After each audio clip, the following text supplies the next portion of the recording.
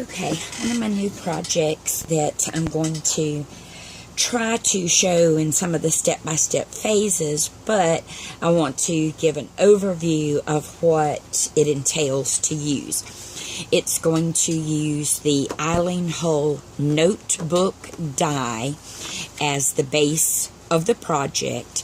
Now this is just cut out of cardstock. You would need to cut it out of something heavier. The one that I'm actually going to be making, I've cut the base from that art board that I get at Walmart that's like the double thickness of poster board. You can use the lightweight chipboard, just anything as long as it's a little more durable than just regular cardstock, because you're going to have so much on the inside of it.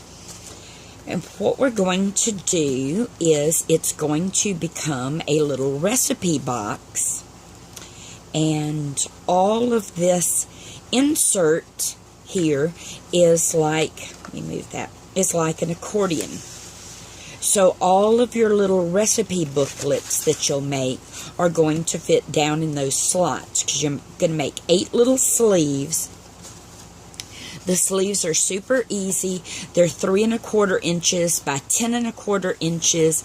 You score at 4 7/8 inch and then at a 1/2 inch. And then this folds up. That becomes your glue tab, and that creates your little sleeve that then all the sleeves will be put together for an accordion style, because you only put glue just on the center, and then you'll add the next one to the top of it until you get all 8 sleeves.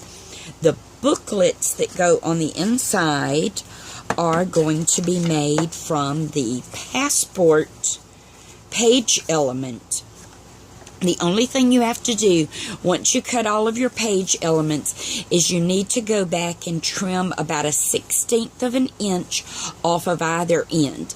And the reason I do that is so that my holes, because we are going to use those holes for sewing, will line up perfectly and be even.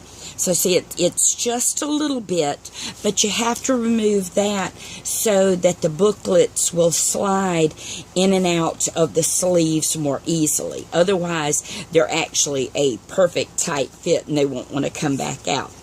Then what I did was I took apart one of the little, and you can do this with the Dollar Tree books or the ones from Walmart because they're the same size pages.